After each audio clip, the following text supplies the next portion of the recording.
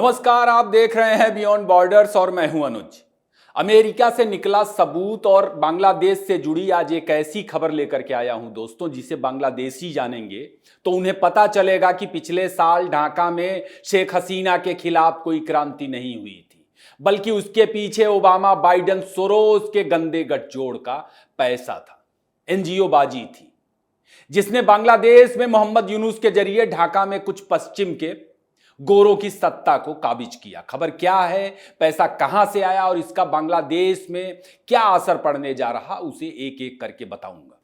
बांग्लादेश की एक दूसरी खबर भी अराकान आर्मी से जुड़ी है, आपको उसकी भी जानकारी दूंगा। और एक दिलचस्प खबर पोप फ्रांसिस की भी है। आज पोप फ्रांसिस मृत्युशैया पर हैं और वेटिकन में कैसे उनकी मौत का रिहर्सल किया जा रहा, दोस्तों आगे उसकी भी जानकारी मिलेगी। अंत तक बने रहें, वीडियो को ज्यादा से ज्यादा लाइक और शेयर करें, अपनी राय भी जरूर दें जो हमारे लिए मायने रखती है। दोस्तों सबसे पहले उस यूएसएड की खबर लेते हैं जो दिल्ली में राहुल गांधी और कांग्रेस के गले की हड्डी बन चुका है। लेकिन अभी यह भी खुलासा हो गया कि अमेरिका ने बांग्लादेश में शेख हसीना को हटाने के लिए चुनाव में जमकर पैसे खर्च किए, जमकर पैसा बहाया, और जब चुनाव में कामयाबी नहीं मिली तो क्रांति के जरिए शेख हसीना को सत्ता से बेदखल करने के लिए मजबूर किया गया, आंदोलनों के जरिए। आपको पता ही होगा कि अभी हाल ही में डोनाल्ड ट्रंप ने खर्च में कटौती की अपनी तमाम योजनाओं के तहत तमाम तीसरी दुनिया के मुल्कों को मिलने वाले अमेरिकी फंड पर रोक लगा दी थी। इसमें भारत और बांग्लादेश को भी मिलने वाला फंड शामिल था। डोनाल्ड ट्रंप ने अभी कुछ घंटे पहले ही सऊदी अरब की समिट में बताया कि बाइडेन का प्लान भारत में किसी और को जिताने का था, यानी मोदी के अलावा किसी और को जिताने का था। कहने की जरूरत नहीं कि वह कोई और कौन था। लोकसभा चुनाव में मोदी के सामने वह कोई और असल में राहुल गांधी ही नजर आते हैं। ट्रंप ने बताया कि बाइडेन प्रशासन ने भारत में चुनाव के लिए 182 करोड़ रुपए का फंड दिया था। उन्होंने इसकी जरूरत पे सवाल उठाए और तमाम देशों में अमेरिका की तरफ से जाने वाले अमेरिकी फंड को रोकने की घोषणा कर दी, भारत के अलावा बांग्लादेश में भी। खैर, ट्रंप के इस बयान के बाद दोस्तों दिल्ली में सियासी पारे को इस वक्त आप चढ़ा देख ही रहे होंगे। लेकिन मजेदार चीज इंडियन एक्सप्रेस की एक एक्सक्लूसिव रिपोर्ट में सामने निकल करके आई है जो बांग्लादेश से जुड़ी हुई है। दोस्तों इंडियन एक्सप्रेस ने अपनी रिपोर्ट में बताया कि साल 2022 में बांग्लादेश के लिए अमेरिका ने करीब करीब $20 मिलियन से ज्यादा का फंड सैंक्शन किया था, और इसमें से करीब $13 मिलियन से ज्यादा का फंड राजनीतिक और सामाजिक इंगेजमेंट के लिए जारी किया गया था। एक्सप्रेस ने यह रिपोर्ट आधिकारिक आंकड़ों के आधार पर की है और बताने की जरूरत नहीं कि अमेरिका से आए पैसे का कहां और किस तरह इस्तेमाल किया गया। कैपिटल टीवी पर आपको लगातार इसके बारे में बताया जाता रहा है।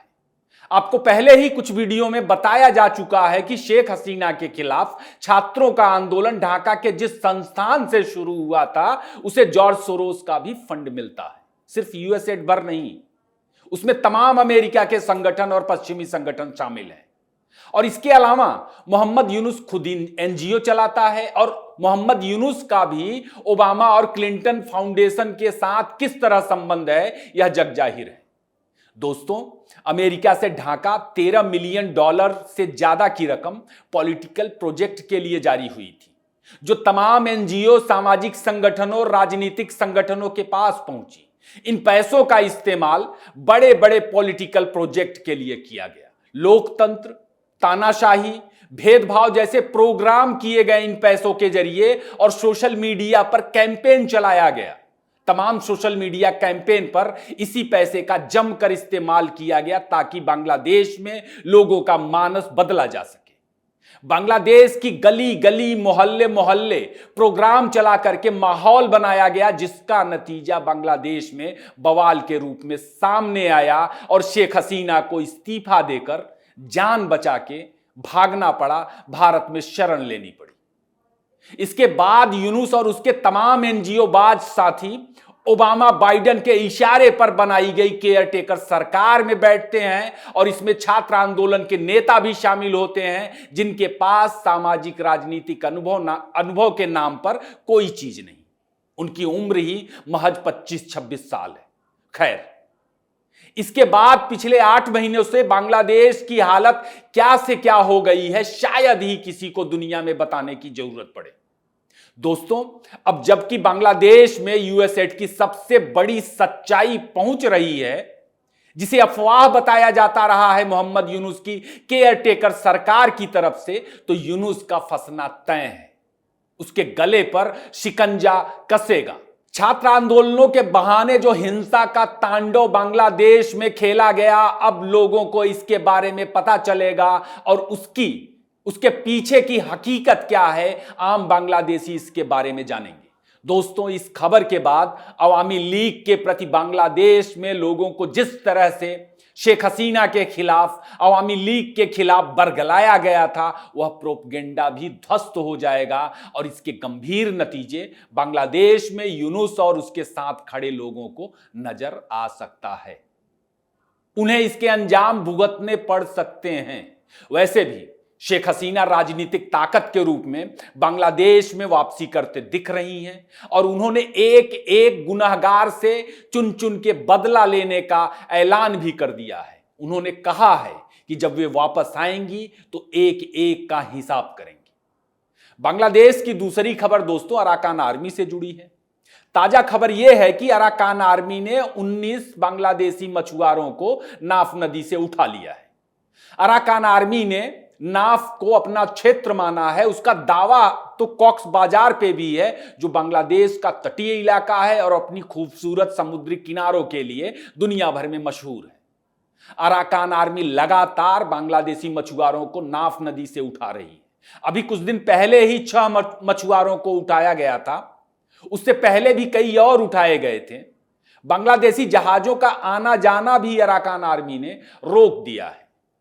पहले बांग्लादेश ने अपने मछुआरों को नाफ में जाने से रोका था, लेकिन अभी हाल ही में मछुआरों को बांग्लादेश की सीमा में एक निश्चित समयावधि में शिकार करने की, मछली मारने की इजाजत दी थी। इसे अराकान आर्मी को बांग्लादेश की चुनौती के रूप में देखा गया। अब 19 मछुआरों को उठाए जाने की घटना से पता चल रहा कि अराकान आर्मी ने बांग्लादेश की चुनौती स्वीकार कर ली। दोस्तों, नाफ के इलाके में अगर अराकान आर्मी की मुठभेड़ बांग्लादेश से भविष्य में दिखे तो हैरान मत होना। अराकान आर्मी पहले भी बांग्लादेश की सीमा में घुस चुकी थी और किसी तरह वहां से वापस गई। खैर, तीसरी खबर पोप फ्रांसिस से जुड़ी है। 88 साल के पोप फ्रांसिस के दोनों फेफड़ों में निमोनिया है, जिसकी वजह से उन्हें अस्पताल में भर्ती करना पड़ा और पिछले कई दिनों से अस्पताल में उनका इलाज भी चल रहा है। दुनिया भर से उनकी सलामती की दुआएं हो रही हैं, लेकिन वेटिकन सिटी, जो कि रोमन कैथोलिक चर्च का मुख्यालय भी है, वहां पोप फ्रांसिस के निधन से पहले ही उनके अंतिम संस्कार वगैरह को लेकर रिहर्सल की खबरें सामने आई हैं। यह सोचने में भी शर्मनाक है कि कोई मृत्यु शैया पर है और उसके अंतिम संस्कार की तैयारियां की जा रही हैं।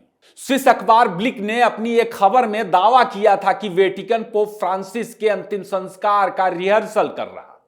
सोशल मीडिया पर भी कुछ तस्वीरें लोगों ने साझा की और इन तस्वीरों के जरिए दावा किया गया कि असल में पोप के अंतिम संस्कार की तैयारियों की ये तस्वीरें हैं।